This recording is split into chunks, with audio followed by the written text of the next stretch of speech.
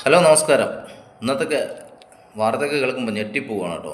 എങ്ങനെയാണ് രക്ഷിതാക്കൾ സ്വന്തം മക്കളെ വെളിയിൽ വിടുക?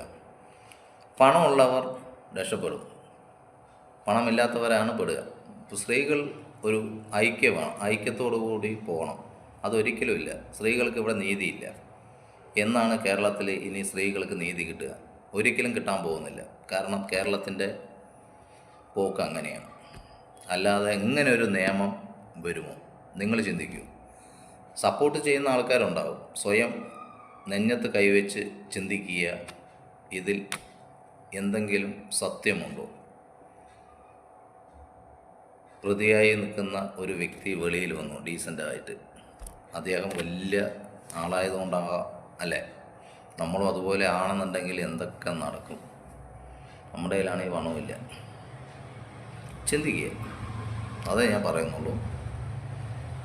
മക്കളെ വീട്ടിൽ നിന്ന് വെളിയിലിറക്കുന്ന രക്ഷിതാക്കൾക്ക് ഇനി പേടി കൂടും. കാരണം കേരളം അങ്ങനെയാണ്. കേരളത്തിൻ്റെ അവസ്ഥ അങ്ങനെയാണ് പോയിക്കൊണ്ടിരിക്കുന്നത്. ഇവിടെ നീതി ഒരിക്കലും സ്ത്രീകൾക്ക് കിട്ടത്തില്ല.